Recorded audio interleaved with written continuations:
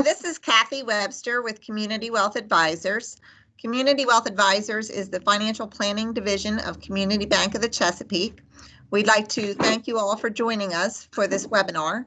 We typically hold quarterly events where we bring to focus a topic of interest.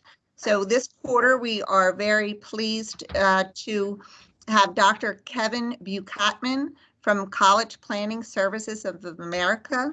Since 2006, Kevin has helped thousands of families navigate the complex college admissions and financial aid process.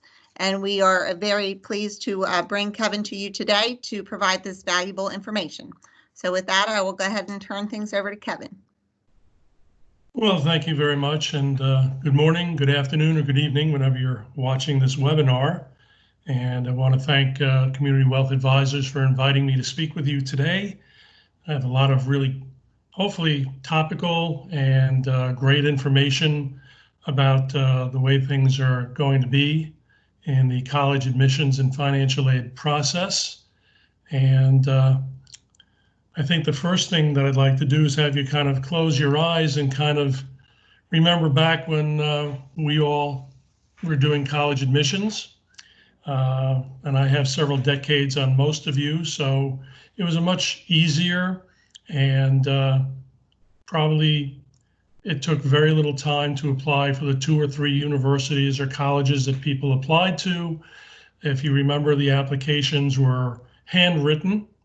There was no such thing as cell phones or common applications or anything else like that. So we wrote everything out. We wrote our essays longhand. We stuffed everything in an envelope. We put a stamp on it. We mailed it out. It got returned because we didn't have enough postage. And then we had to re-mail everything. And that was about how the process worked. Shortly thereafter, you got your admissions decisions and off to college we went. So now you can open your eyes, and obviously that's not how it works now. Because of all the different things that have happened, and putting COVID-19 aside, let's just talk about the fact that in the last 15 or 20 years, the college admissions process has gotten far more complicated. And because of that, it takes high school students a long time to get everything together, working in conjunction with guidance counselors, people like myself, to get everything the way they want it to be, submit everything in a timely manner, and then decide how to go from there. So unfortunately, with that complication and all of the things that we have to go through today, there's a lot of information that needs to be given. And the first question that everybody asks is, will admissions be easier this coming year for rising seniors? And if you'll notice on the screen, anytime that there's going to be something that is different because of COVID-19, I'm not now calling it the new normal, I'm calling it the now normal. And admissions, will it be easier? The answer, of course, is not as clear as you'd like it to be. The answer at select schools is no, because admissions will become more random. And the first thing I would say to students that are applying for this coming year is apply to more schools. The answer for less selective schools is yes, because of the lack of SAT and ACT data. Fortunately, in this admission cycle, that will increase the chances for qualified applicants that are not terrific test takers. Now, if you look at the college admissions process, there are hard and soft factors. The hard factors are your grade point average, the test scores from SAT and ACTs, and of course, the type of classes, AP, honors, regular, that you took as part of your curriculum. The soft factors are the essay and what they now call demonstrated interest on the part of the applicant. So these factors give context to students' applications, and they're used by admissions committees to gauge the probability that a student will attend if admitted. It's one thing for a student to apply to many, many different schools. Admissions committees don't want to waste time on applicants they know are probably applying as safeties and probably not going to attend even if they get accepted. Now, the newest factor that is on the horizon and now part of the application process is called informed interest. Colleges are adding school-specific essays. I think we all recall when we had to write our essay, it was quite generic. How I spent my summer vacation, why I want to study what I want to study, things like that. But these universities, they're getting to be much more school-specific. They're very serious about finding out if a student has spent considerable time researching their university to see if it's a good fit for them. So the result will be, and has been for the last year or so, more quirky essays related to something about the school, including their motto, a tradition, or just a simple question, why are you applying to this college?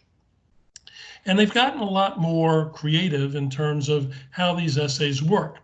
University of Southern California, USC, got into the 21st century by asking students to create a 140-character tweet to describe themselves. So that would be their essay. Other essays are now much more school-specific, as you can see. Why Northwestern? Well, they want to know in 300 words or less to help them understand what aspects of their university appeal most to them and to the students that are applying. How does the University of Chicago, as you know it, satisfy your desire for a particular kind of learning, community, and future? Please address with some specificity your own wishes and how they relate to the University of Chicago. So once again, you can't have a student just write a kind of a generic essay, change the name of the college, and submit it. Many universities are on the lookout for the essays like that and will eliminate them almost immediately. Now, schools like the University of Chicago get even more creative.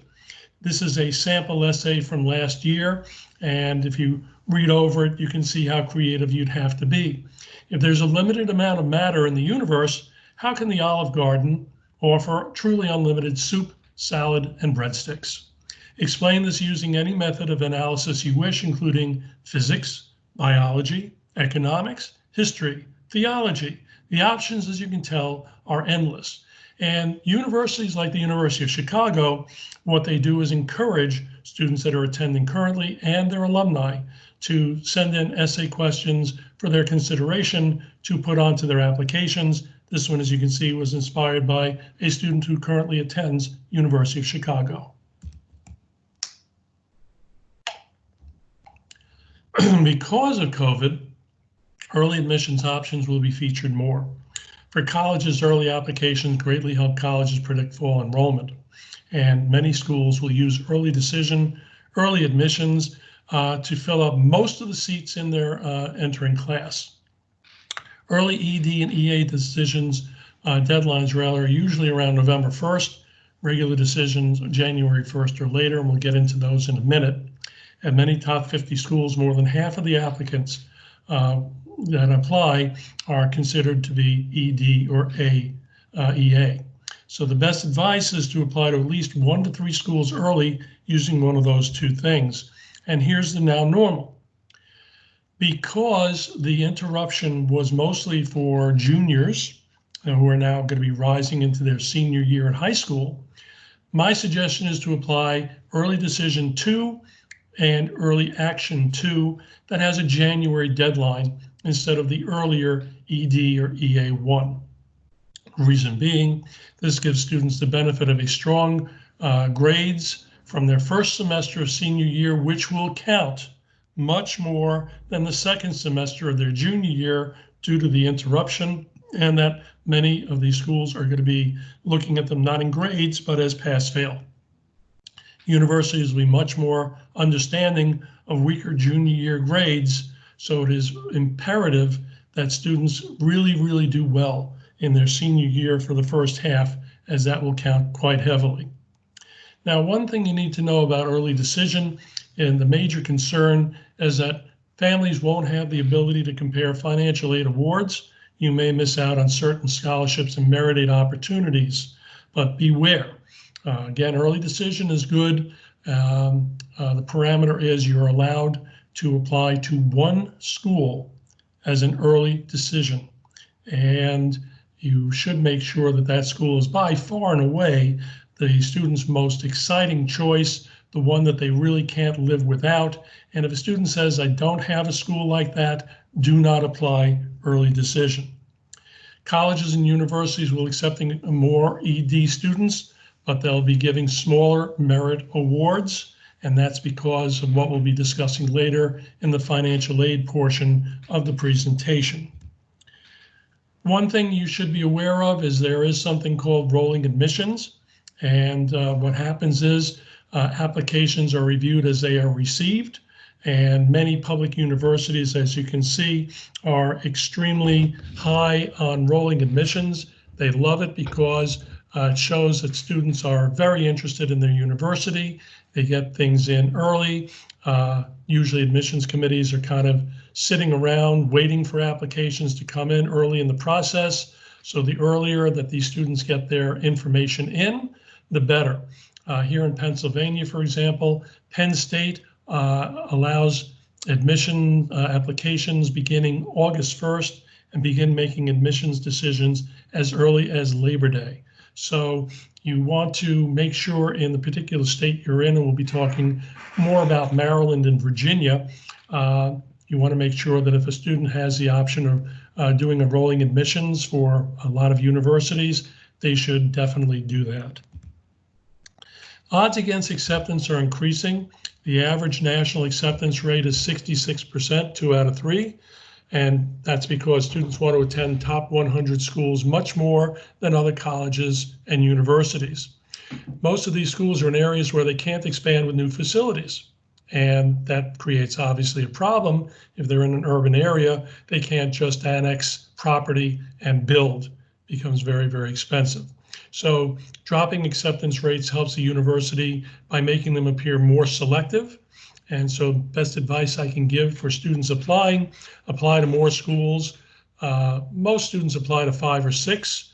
I would increase the number to 8 to 10. And because of the coronavirus, I would even make that 10 to 12 schools, giving you more opportunities for acceptance, more opportunities for better financial aid, and just more of a choice to decide where the student wants to attend. Many people ask me about acceptance rates, and you can find that information on many different websites. And one of the things I will tell you is that there is a major difference between a university's acceptance rate and an individual student's chances of acceptance. Notice there's a big difference. And its university's acceptance rate is based on numbers from the past classes, what their usual parameters are when measuring GPA, SAT, and ACT results, and things like that. However, each student is individual, and especially this year, because the university admissions committees will not have the ability to take a look and sort through SAT and ACT results for the most part. It'll be the individual students' creativity, GPA, essay, extracurricular activities, all the things that make them different that are going to be highly considered this year, much more than in the past. Now, you probably have noticed that when the student took their first PSAT, registered for their SAT, your mailbox began filling with all sorts of wonderful view books and information from universities that you have no idea how they knew that the student was even considering going to college. Well, the SAT College Board, what they did was they essentially sold your information, and they gave that information to all the different colleges and universities, and that's why you have full mailboxes of all different kinds of information. Now, the reason why the application process is interesting today is because the universities and colleges are kind of telling students, hey, would you come apply? Would you do us a favor? Send in an application. We'll waive the fee. We'll waive the essay. We just want to know that you're interested in applying to our university. And then a few weeks after they invite you to do that, the student applies and then gets a rejection letter. And that's called recruit to deny. And what that does is it boosts a college's selectivity ratio, which is a key component in U.S. News and World Report college rankings, as well as other venues as well.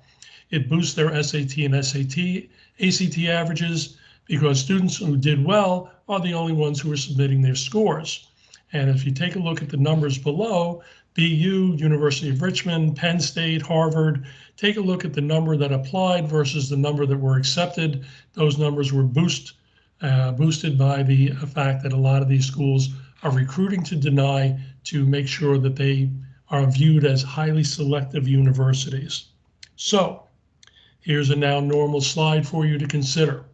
For the 21-22 admission cycle, most colleges and universities will be test optional. This will give students more flexibility and give them more flexibility since fewer students will take the SATs or ACTs multiple times, if at all.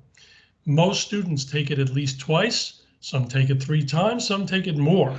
Some make it a cottage industry, which I'm not sure is the right way to go.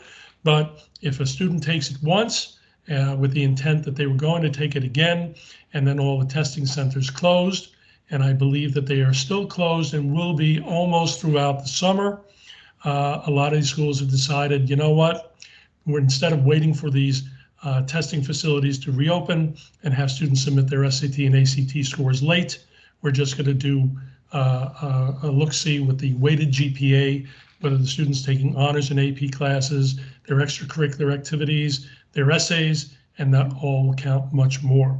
So the better you do in your senior year in high school, the more options you will definitely have. Now, many students have already begun to create a college list. Now, there are many factors in creating a realistic college list, and the primary factors are on the left side of the slide. The first is location. Do you want to be near home or far away? Do you want to be in an urban, suburban, or rural environment? Now, if you ask students in their initial lists, they're going to be listing schools as far away as California, Alaska, Hawaii, and if you ask the parents, they're looking for some school that's around the corner from the house.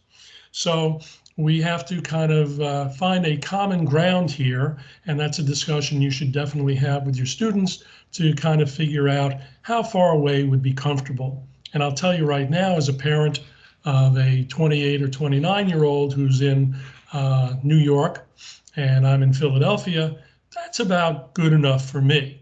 But if my daughter was somewhere east of the or west of the Rockies, I don't know how comfortable I would feel about having her that far away. And don't forget, she's got a career of her own. So it's a discussion worth having, how close or how far. And of course, with the coronavirus, I think that for this year, you're going to see many families opting to stay much closer rather than further away from home. Another factor is the size of the school.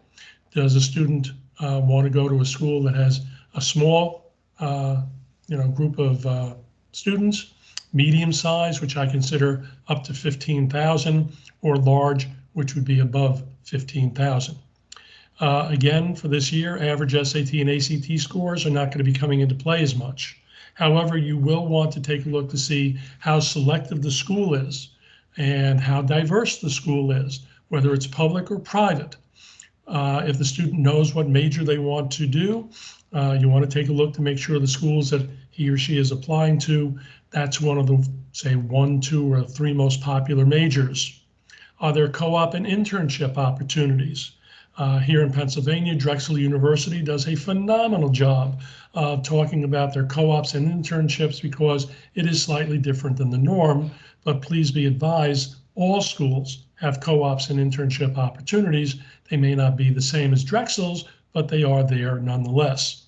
Also, you'll want to know what the percentage and amount of merit-based scholarships are. That's extremely important, obviously, because if a student is doing well, you want to know, are they able to earn top scholarship dollars that are going to create the economic opportunity for the student to attend that school?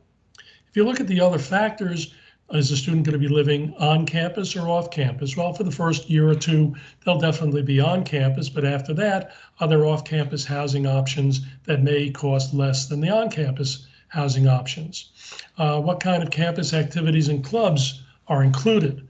Very important, because a student may want to get involved in certain things, and of course you want to make sure that those clubs and activities are available. Is a student an athlete?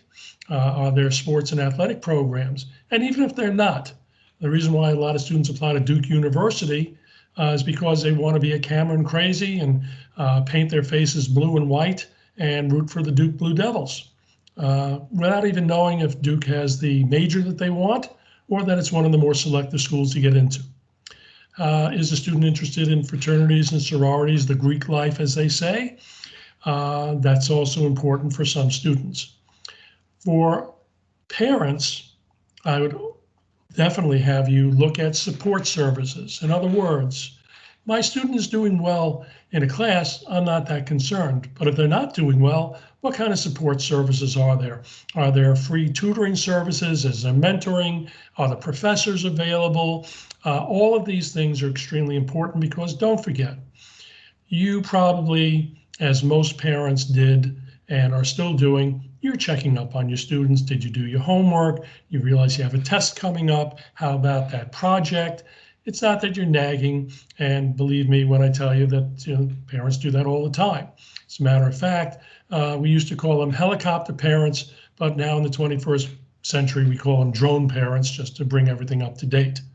But you want to make sure that if the student is not doing well, that they know what options they have to be able to pull their grades up so that their first semester grades do not negatively impact future GPA.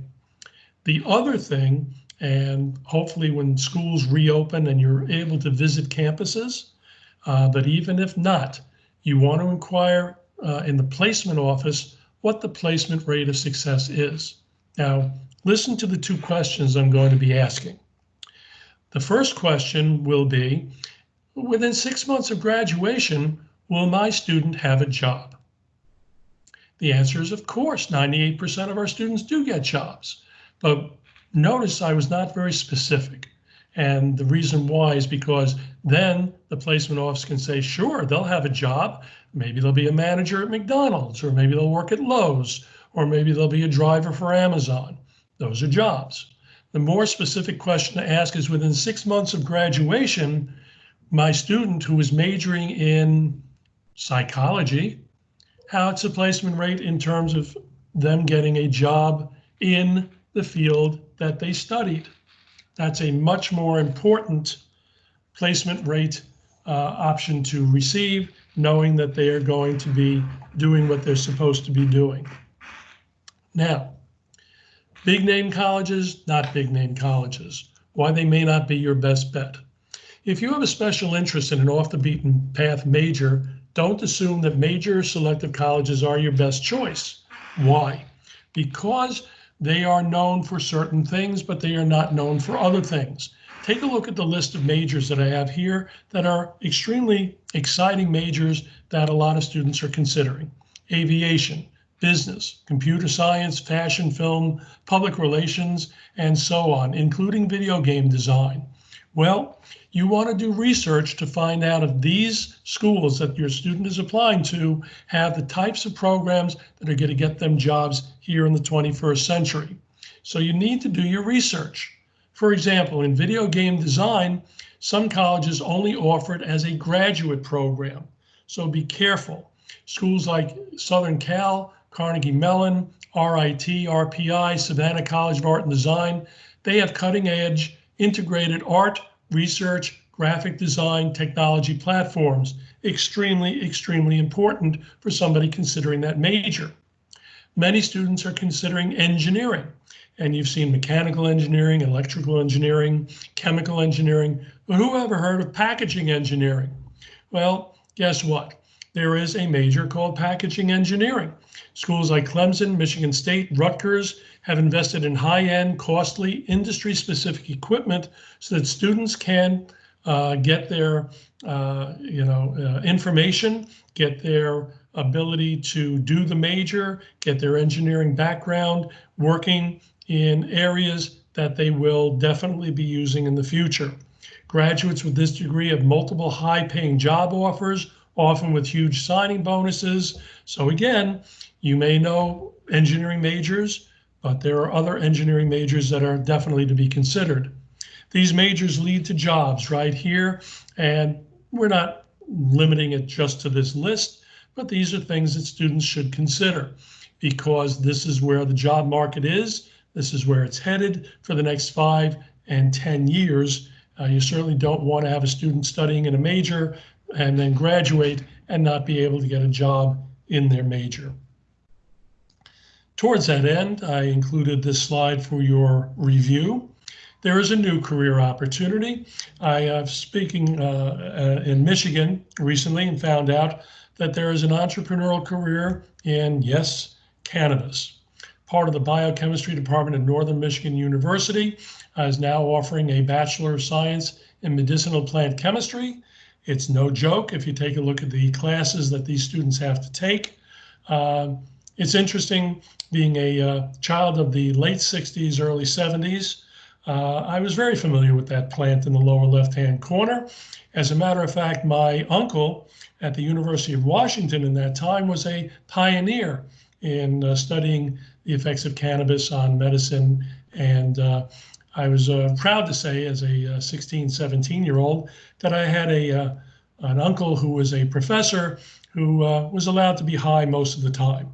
So again, these are majors that are going to be coming through, and I would probably tell you right now that within 5 to 10 years, there's going to be majors that I haven't even considered yet and are even just in the planning stages right now.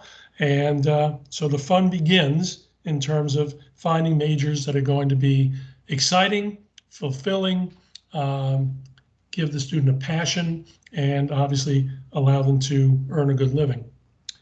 Admissions directors are increasing recruiting in these groups in 2020. You can see all of these are groups of students that these universities and colleges will be targeting, especially in the private sector. And it's something to consider if you are a student as a member of one or more of these groups. The chances are that they are going to be more heavily recruited than they're not. A word about extracurricular activities. Back then, the more activities you had on your resume, the more it looked like this student was a real find. 10 or more, quantity over quality, various activities without an overall narrative, and self-started extracurriculars were less common. Today, 8 to 10 is a good number, but they're looking for depth. They're looking for the ability of the student to do things in those extracurriculars that are more thought-provoking and focusing on extracurriculars that build an overall theme. So self-started extracurriculars must be truly special to stand out, and I'll show you some of those in a minute. There are levels of extracurricular participation, and they go from level 1 up to level 4, or 4 down to 1. At level 4, it's casual involvement. I'm a member of a club. I meet a couple of times a week, a couple of times a month. I'm enjoying myself, nothing major. At level 3, maybe they became the secretary or the treasurer of the organization, and there may be some competition involved. And then at level 2, higher level of leadership. Now we're talking about president, state level competition and awards. And level 1 is state or national leadership, national level of competition, major awards, recognition for raising thousands of dollars, hundreds of students becoming involved. These are the different levels of extracurricular participation. A student doesn't have to be level 1 in everything, but if they're level 1 in 1 or 2 things, that really makes them stand out. Now, in the now normal, we know that school was interrupted. And because they were interrupted, obviously, there's no meetings, there's no competitions, things of that nature. So what students need to do until schools reopen is find ways to engage in your clubs and activities despite being limited by the pandemic. Colleges get that there's been a disruption, so they're looking for creativity. So if your student is good on the computer, organize the virtual meetings, create training materials for future class mates, freshmen and sophomores that'll be graduating up into these clubs and organizations. Redirect passion into self-directed projects, art, music, research, create content. Students will know what that means. Become an expert. All of these things are things that students can do. And I will tell you right now, colleges and universities, what they are doing is they are looking for this creativity because they want to see that Faced with an adversity, a student has found a way to be creative, to do something that's going to be a game changer, to do things that are going to make a difference and display their passion. So all of these things are extremely important, especially for this admission cycle. Being well-rounded is not always a good thing. Now, if your student is undecided as a major, being well-rounded is fine. But if they're STEM, or if they have something that they're interested in terms of engineering or technology or something like that, a lot of these universities want students with interesting corners and edges, and they want to make sure that the student is doing something, showing that, of course, if they want to be an engineer, that they're part of the robotics club, or they've designed something, or they're doing something in such a way to show that they have done things to understand what engineering technology is all about. Maybe they've taken a coding class. Maybe they've done some graphic design and designed websites. There are so many different things that they can do. So well-rounded, whereas that used to be a very good thing, may not always be. Now, there are three great ways to show a college it's your top choice. One is a campus visit, and we're hoping that these schools will open up later this summer so that the student can visit, or hopefully early this fall. Doing an interview. If a school asks for an interview, that's a good thing. Normally it's on campus or locally with an alumni at, say, a local Starbucks or something like that. If a student is not asked to interview, and some schools don't require it or ask for them, but if a student is a good interviewer, maybe they can request it. And again, the only reason why I would say definitely do it is because it will only enhance the application. If a student does well in an interview, that'll help. The only reason it would hurt is if the student shows up late, or no eye contact, or yes or no answers, or wears a Virginia Tech sweatshirt to a University of Virginia interview. Things like that will definitely work against them. And the last thing that they can do is write an over-the-top personal statement, researching the school, writing about school specifics, not being vague, not, again, as we mentioned before, interchanging college names, but finding something that they can write something personal about that tells their story in a very unique and compelling manner. People ask me about college visits. If you're applying to elite schools like the Ivy League, or schools that are very, very selective, visiting a college is not going to count as much because the competition is so stiff, and they're probably getting applications from across the United States. So in many cases, it's almost impossible for students to visit, especially during these times. However, if a school is a public university or a less selective private school, they would love to see you visit the campus. It does count in your favor. Remember, I talked to you about leadership and the different coeducational and extracurricular activities. Well, the old thinking was that the student had to be president of the class, or leadership, president of an organization. But the new thinking is initiative, influence, and ingenuity. And I'll give you a perfect example. We all remember back to Columbine High School in 1991, I believe. That was the first unfortunate high school massacre. And everybody was outraged, but if you remember, very little was done. Very little happened other than the outrage for a few weeks. And then it was, I won't say forgotten, but it was not at the center of everybody's attention. When the same thing happened down in Florida at Stoneman Douglas, that resulted in March for Our Lives, and that became a national organization, a national protest, and that's the major difference. So that stemmed from high school students who took a stand and were able to create that message nationally. So another thing I want to tell you about is leadership.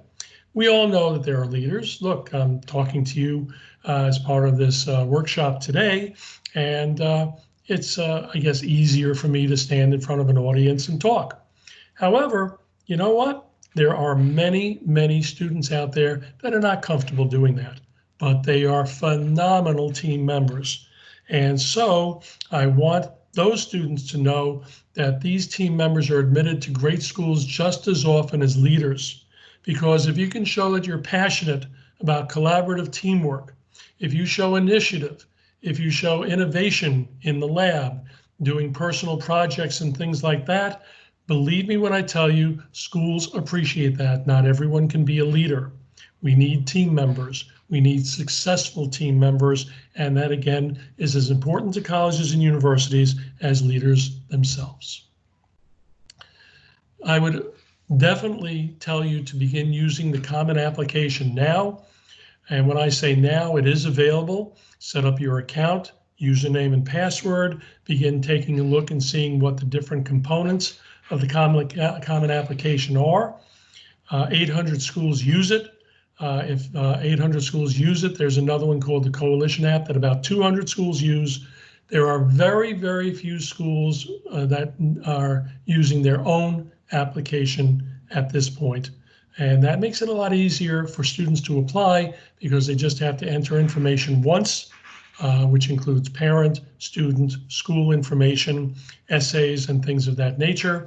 The only difference is that they'll have to maybe write a couple of more essays as addendums for some of the schools requiring extra essays, but almost everything else can be entered once, including extracurricular activities, and that will be perfect. I would also tell students who use technology, ZMe is a video and picture application that can be used to post your media onto your applications. Khan Academy is free online SAT and ACT prep, which I know many students use. And finally, there's Scholly, which is a scholarship search engine, and that has over 12,000 different scholarships. It was built by a young man who wanted to go to Drexel University, could not afford it. He went out and found over $1 million worth of scholarships, decided to kind of pay it forward, went on to a television show, Shark Tank, of course, and sold the app to the 5 sharks. And now Scholly is available on almost every smartphone. So download the app and you're doing yourself a phenomenal favor. Okay, so we're just about finished with admissions. Here's the now normal. I cannot stress how important this is, so I will tell you that this is extremely important, very important, of great importance, all of the above. I am telling students to get 95% of your college applications completed during the summer. Reason being is that you can then totally focus on your first semester senior year classes without being distracted, without being anxious, without having your attention divided. It is easy to do because you're going to have time during the summer, whereas once you start your AP classes, honors classes, extracurricular activities, everything back to so-called regular in-house classes, you're not going to have the time you think to put everything together for your applications. Plus, by doing it early, you'll meet all your early deadlines, have everything completed, get some rolling admissions and acceptances immediately, and that really relieves a lot of stress. So, move to financial aid, the system designed to determine and meet a student's demonstrated need. Now, as parents, you would think, well, you know what? I have this huge financial interest in whether my child goes to college. The answer is no, you don't. And here's why. Unless they have signed, they being your children, they've signed that little document that says, I promise that I will take care of my parents in their old age. How many of them? No, I didn't think many of them have. I am a notary, so if you want that document, I can forward that to you for your signatures, and I'll rubber stamp it for you. We do not have a financial interest because whether our students go to school or not doesn't affect our income. It does affect theirs, though. And so we call this a pure expense. The federal government they have a financial interest in whether your student goes to school or not for the following reason. We know, as a fact, that college graduates earn more than high school graduates. And so if they earn more, they're going to be paying more in, yes, right, you guessed it, taxes. And so the federal government is willing to lend, and there's that word, lend, as much money as they can to you and your family and your student to make sure that these students go to college, because then they can recoup all that money over the student's lifetime of paying personal taxes, income taxes, real estate taxes, and all the other wonderful things that go along with it. So that's why the federal government has that financial interest. Now, there are two different categories of financial aid. Merit, which is based on the student's GPA, SAT results, and these scholarships are based on 4 years for the most part, and they are based on the student's smarts. Some schools, unfortunately, only award scholarships based on need only, which is, I'm not sure why they call them scholarships, but they do. Need basis, on the other hand, is based on what you put on your financial aid forms. They include grants at the federal, state, and school level, the loans through the federal lending, schools and private vendors like banks, work study, which are federally based programs based on need, and those awards are reviewed and awarded annually based on, again, those financial aid forms. Now, if you remember back to 2008, the market lost 37% in that market correction when the tech bubble burst. And that meant a loss of endowments, less merit-based money, and there were lots of cuts in the endowments as well. Fewer need-blind schools, smaller grants, smaller merit awards. It had a major effect for years after that tech bubble burst. Well, unfortunately, the market crash of 2020 is going to have a similar effect. For the next 2 or 3 years, because the stock market lost 30% of its value in only 22 days, college endowment and 529 plans, unfortunately, their values plummeted, and that resulted in and will result in smaller merit awards. Families will probably have to borrow more, and that unfortunately is the sad truth today. Now, for example, in Maryland, 135,000 students attend state universities, and in last year, there was an increase of 2% or $173 in the tuition at Maryland state universities. In Virginia, there are 182,000 students attending state universities. Originally, there was a almost 3% hike in tuition, but the state government put a tuition freeze, and that's now in place. So it looks like for this coming year, Virginia state universities are not going to have a tuition increase. Now, if we take a look at what the costs of undergraduate universities are costing these days, the average four-year public in-state university is now approaching $27,000 a year. That's for all those things listed there. For the four-year public out-of-state universities, you're increasing the premium by about $16,000 to $17,000 for the right to attend an out-of-state state university. And four-year private colleges are now approaching $59,000 in terms of their costs. And as I recall, those numbers, if we take a look at them when we went to college, that was for 4 years, not just one. There are some values, really phenomenal values out there. I call these the public Ivies. If you happen to live in state, for schools like Georgia Tech, State University of New York at Binghamton, University of California, Berkeley, Chapel Hill, Michigan, Texas at Austin, Virginia, and Wisconsin-Madison, take a look at the in-state rate versus out-of-state rates. And these are schools that are the highest quality of public universities that there are and rival many of the elite private universities that are out there. Another term you should be familiar with is expected family contribution. 20 years ago, EFC was defined by what a family could pay for one student for 1 year, and that was it. But because of the huge increase in how much colleges and universities cost, we now have to add two words, And those two words are over time, because we are now paying for college and university educations the same way we pay for a house or a car, which is getting loaned the money and paying it back over a period of years. Another term you should be familiar with is cost of attendance.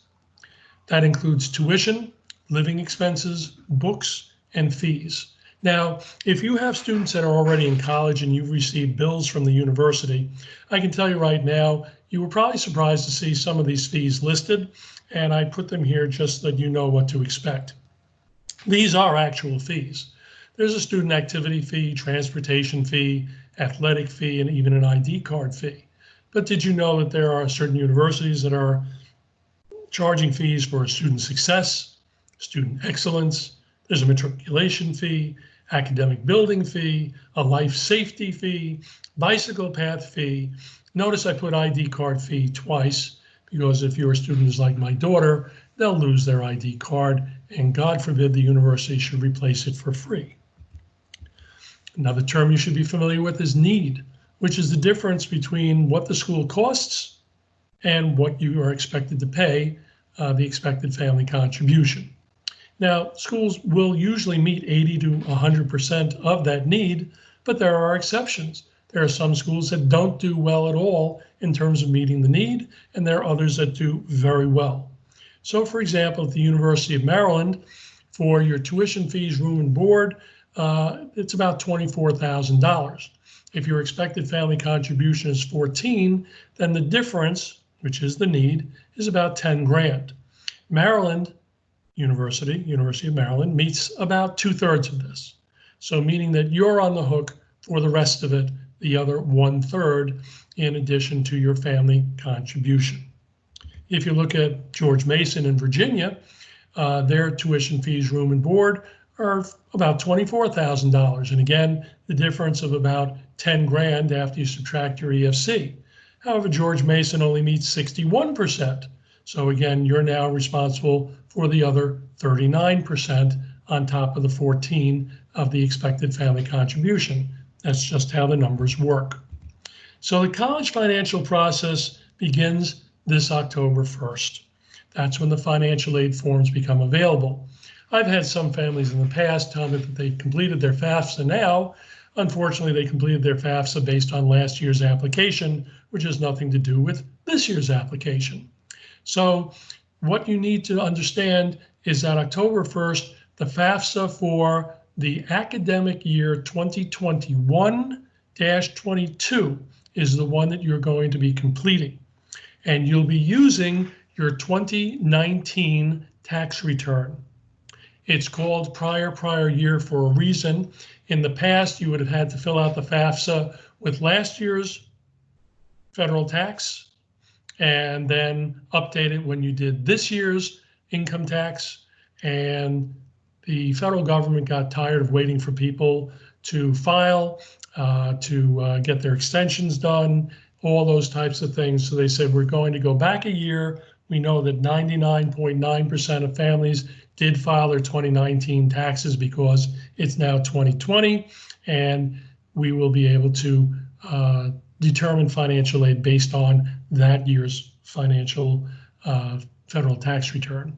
So the first thing you do is calculate your EFC, and there are calculators to do that. You can calculate your college costs, and there again are net price calculators on all college websites to help you in that endeavor.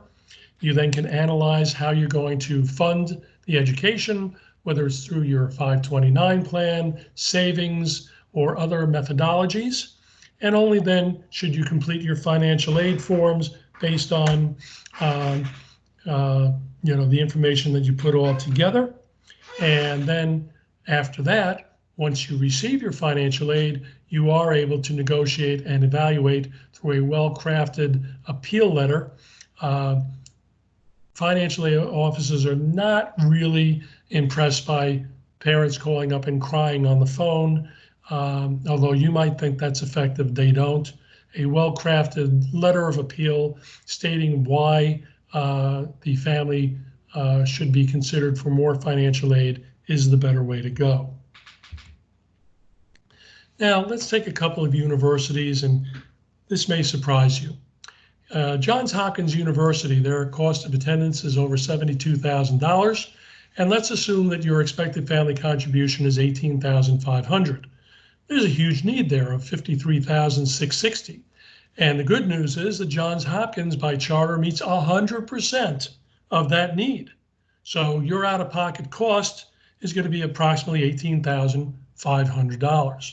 If you look at Stevenson University in Maryland, they cost a lot less than Johns Hopkins. You have the same expected family contribution, but they only meet 71% of a family's need.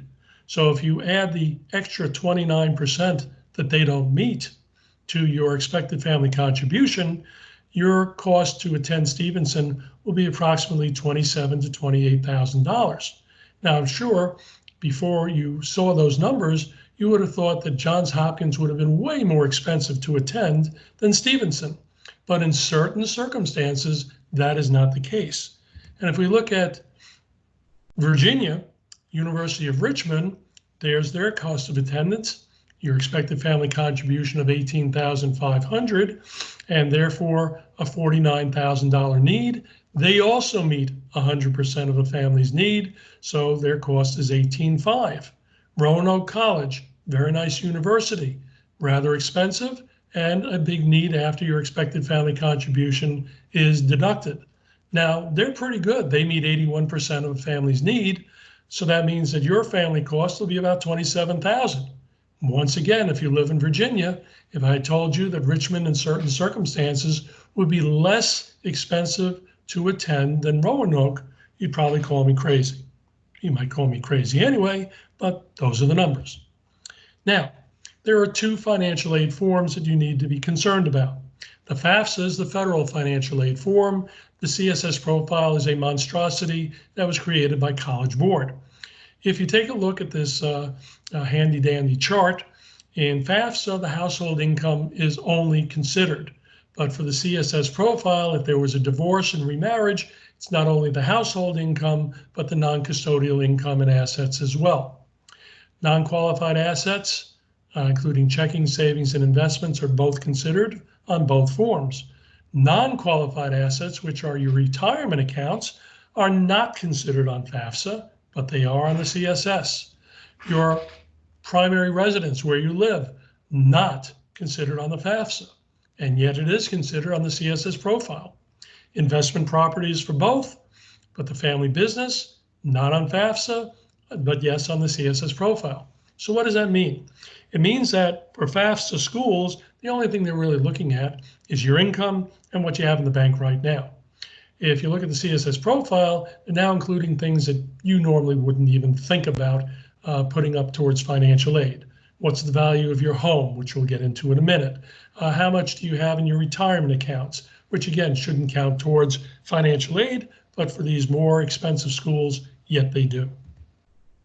Now, when it comes to your home for the CSS profile, don't make the mistake of going on some websites and taking a look or asking a realtor what your home is worth. It'll be overvalued and you'll lose valuable financial aid. Instead, go to this website, www.finaid.org, and use the Federal Housing Index, which only asks for two questions. Two questions are, what year did you purchase your house and how much did you pay for it? It will then calculate, according to the federal government, what they think it's worth, because they have to make sure that this is fair and equitable, that you are able to value your home whether you live in Virginia, Maryland, California, Alaska, American Samoa, it doesn't matter. Wherever your house is located should not be, of course, held against you. So this way, if you value your home correctly, and the federal government usually discounts it by between 25 and 30%, you'll be able to perhaps qualify for more financial aid. Now, there are 4 different types of financial aid: grants, loans, scholarships, and work study, and we'll take them one at a time. The state of Maryland, and please make sure you look at this website, has many different grants and scholarship opportunities. I'm not going to read everything here, but by visiting the website, you'll know exactly what I'm talking about. And there are plenty of access grants and scholarships that are included. And again, at MD CAPS, there are all sorts of educational assistance programs, and you'll be able to hopefully qualify for some free money through your state. In Virginia, this is the website to visit, and there are awards like the Virginia Commonwealth Award, and again, there are for both Maryland and Virginia certain requirements that have to be met, but familiarize yourself with these because, hey, free money is free money, and even if you're not sure or think that you won't qualify, it doesn't hurt to apply to see if you do. Here again are Virginia Guaranteed Assistance Programs and things of that nature. And again, some of them have SAT or ACT requirements or GPA requirements or certain school requirements. Here are some of the scholarships through the Commonwealth of Virginia as well, which again, you can check into and see if you qualify, if your student qualifies. One thing that is wonderful for both Maryland and Virginia is that you are part of what is called the Academic Common Market. It is www.SREB, the Southern Regional Education Board. What that says is that you live in one of those states, Maryland or Virginia, and there are other states as well, and your student wants to major in a subject that is not offered by the state university systems in Maryland or Virginia, you are then allowed to apply in-state for in-state tuition at in-state state universities in all of these states. Now, there are some notable non-participating schools, but for the most part, most of the schools are part of this organization. It is a phenomenal opportunity for you to save tens of thousands of dollars if the student is looking to major in a less than popular major that your state's university system does not offer. Now, 529 plans, I'm going to just give you a brief overview. The wonderful people at the Community Wealth Advisors will give you even more information about them. Money saved in a 529 plan can be used to pay tuition and fees that are associated with college or grad school. And there are many benefits. There are tax benefits, gift tax benefits, all sorts of things that are tremendous. If we're talking today and you have a 10th, 11th, or 12th grader, obviously it may be a little bit late for a 529 plan, but if you have younger students that are in elementary or middle school, this may be a very good vehicle for you to begin putting some money aside to help defray the costs of a college education. So some of the things that you'll do is review the tuition payment due dates, time needed to cash out the investment, make sure that you get that money out in time, and let them know where the tuition check should be sent to request those distributions. Again, the good folks at Community Wealth Advisors will give you a lot of phenomenal information about those opportunities for you. For many students and many families, loans will be an option. And the loan gateway is filing the financial aid form from the federal government called FAFSA. That opens up the Stafford, which are called subsidized and unsubsidized direct loans. And for freshmen, the maximum amount to borrow is $5,500, sophomore $6,500, and junior and senior $7,500 each. You see the interest rates are not horrible. 4.53% interest rate for the unsubsidized. Subsidized is a 0% interest rate until the student graduates from school. And as you can see, there are over 126 repayment options for a student and a parent. Federal government will lend you the money and assign a servicer of that debt to you. They want to make sure that the money is repaid, but will bend over backwards to make it as easy as possible. For scholarships, as soon as a student is admitted, the college or university will run them through every scholarship or scholarship opportunity that they are eligible to have based on many different factors. But there are a bunch of outside scholarship opportunities, which I'll be happy to send you when you send me an email. At the end, I'll kind of go into that a little bit. And these scholarships can be based on merit and academics, athletics, talent and excellence in art and music. There's a website called raise.me, which offer micro scholarships for extracurricular achievement starting in 9th grade. So visit that website. There's a small dollar amount for each extracurricular, and they can then be assigned to the schools that accept raise.me micro scholarships. There are many, many thousands, tens of thousands, hundreds of thousands of scholarships out there. It's all a matter of how creative and how hardworking the student is and the family in uncovering those opportunities. But I would tell you right now, for families that do not qualify for need-based financial aid, this is a way to really make up that difference in how much a school costs. And by getting free money through the scholarship programs and grants if you qualify, the cost of universities certainly can be mediated downward to where it becomes at least possible. A work-study grant provides an on-campus job for the student. It is based on federal need, and when you receive your financial aid, you will notice that it is there. It could be an award of between $1,000 and $3,000 a year. You will also notice that when you get your bill, it no longer is on there. And you may ask, well, what happened to the work-study grant? Well, from knowledge I can tell you and past experience, if you think that you're going to see a dime of that money, the answer is no, you're not, because it goes directly to the student as a paycheck every 2 weeks, which is good. Because when my daughter worked in the library for the 4 years that she got her work-study grant, she earned enough money so that I did not have to become an ATM every Friday night when she claimed she was broke, but then remembering, of course, she was getting a paycheck and had money in the bank. So it is a very nice little 5 to 10 hour a week job on campus for those that qualify due to financial need. So how are you going to pay? Well, first of all, once you know what the federal and state aid you can expect is, what your expected family contribution is going to be, how much the college is giving in merit money, then you can begin thinking about, okay, now I know how much my balance is going to be. But how you pay can save you money. So I'm going to give you a couple of tips. Number one, I highly advise that students should keep their total college debt below their expected first-year salary. What do I mean by that? Well, if your student wants to be a teacher, teachers earn, and unfortunately this is true, maybe $40,000, $42,000 in the beginning. I mean, we know that they're vastly underpaid, and now that school has been out for a few months and parents are trying to teach their students from home, I think you realize how underpaid they are. But if your student is going to be an engineer, well, engineers earn somewhere between $80,000, $90,000 a year.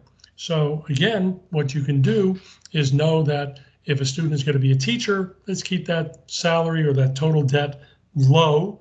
If they're going to be an engineer, you can borrow more knowing you'll have greater opportunity to repay it. If you're borrowing, I would stick to the fixed rate loan options. The variable rates are really terrific teaser rates, but within a year or so, a lot of these predatory lenders will raise them astronomically, and you're locked in without even knowing it. The other thing I would tell you is that unless you really have to, do not use retirement funds to pay for college. Distributions made count as taxable income and will definitely reduce your aid eligibility. So how do you maximize your eligibility? File early. Make sure that some programs that you're applying to are not first come, first served, and if they are, get your information in ASAP. Beat all the deadlines. This is a very deadline sensitive process, both for college applications and for financial aid. You miss a deadline even by a day, they're just going to tell you very simply, sorry you missed the deadline, better luck next year. So be accurate, file even though you think you're not going to get any need-based financial aid. This will open up gateways for loans if you need them, and also you may be surprised by getting some money merely because you filed those financial aid forms. I always like to say that being informed will save you money, And this is what I mean. In Maryland, if you're going to be an education major, here are two terrific universities, Loyola of Maryland, Salisbury. Notice the difference in how much they cost on a yearly annual basis. Over 4 years to get the same education degree. I think you'd agree that $170,000 worth of savings would be an important consideration. If a student is looking at business, they can look at Georgetown, they could look at Towson. I think the 4-year savings of over $250,000 is something to consider. And again, for engineering, Cornell and Maryland, a 4-year savings of $192,000 is something to consider. Again, I think we really do have to look at this objectively and stop the insanity of borrowing money on a 4-year degree that is going to put ourselves behind the 8 ball for years and perhaps even, and I'm not exaggerating, decades. In Virginia, we could look at Lynchburg versus Virginia Commonwealth, and there are the savings there of $113,000. Richmond versus William and Mary, $124,000 difference over 4 years. Engineering, Cornell and Virginia Tech, almost $200,000 worth of savings. So again, all I'm saying to you is when you put together a realistic college list, the first thing you should do is begin looking at what the actual costs are going to be, and then deciding with you and your student what is the best way to advance and make sure that, again, you're applying in the ballpark to which you've become accustomed and you can now afford for your student to go to college. And this is amplified if you have more than one student. If you have twins, and I have many sets of twins that I work with. I have 2 sets of triplets that I work with. I have had families that have had triplets and then twins. There are many permutations. And all I'm saying is that for one child, like I only have one daughter, the process was fairly easy. It becomes quite more difficult when you have multiple students.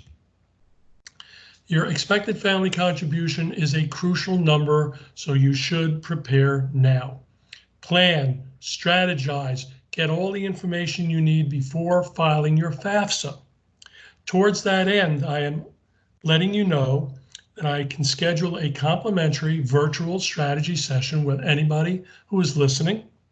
You can learn the useful information based on your personal situation. I can analyze everything for you, help you understand everything so that you can maximize your financial aid eligibility. This is extremely important. It's a free consultation. It's done right on the computer with you and me. And I'm telling you right now, the information that you get could be life-saving and life-changing. What I tell students right now is do not become part of the herd mentality. We all remember being teenagers. We wanted to fit in. We dressed the same. We listened to the same music. We enjoyed the same types of things. We ran in the same crowds.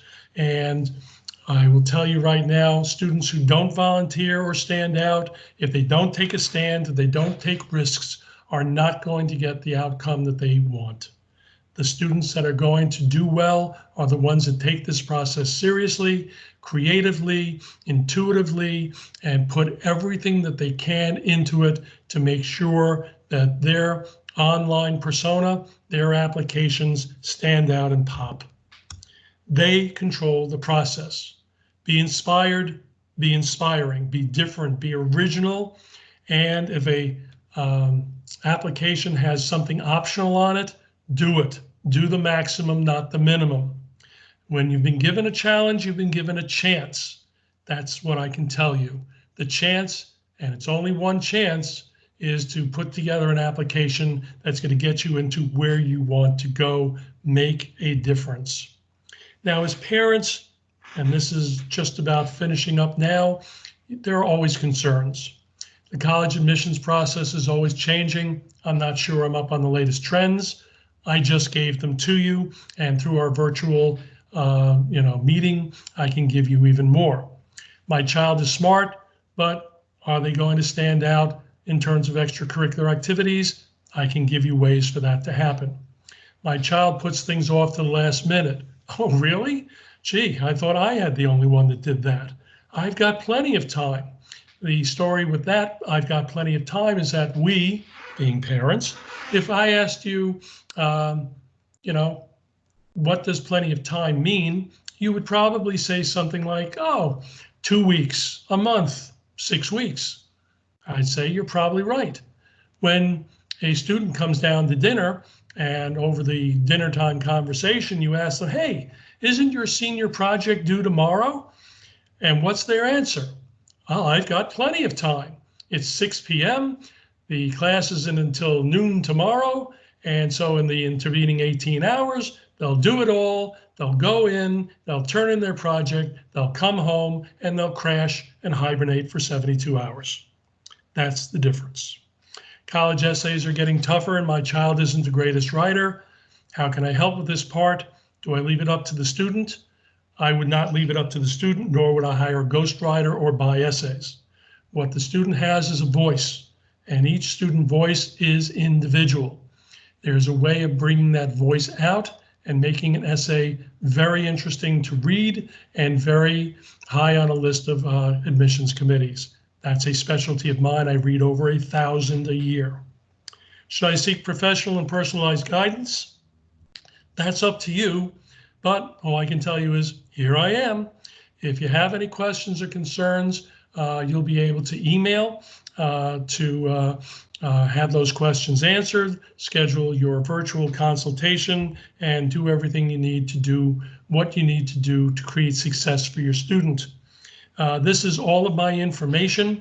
You can email me, you can visit my website, and I'd be happy to do whatever I can to make this process as easy to understand as possible for each and every one of you. I'm going to end with a benediction that I give to all the people that I talk to, whether virtually or when I give these presentations in person. That is my daughter. My daughter, as I mentioned, is 28 years old right now. This was taken in 2013 when she graduated.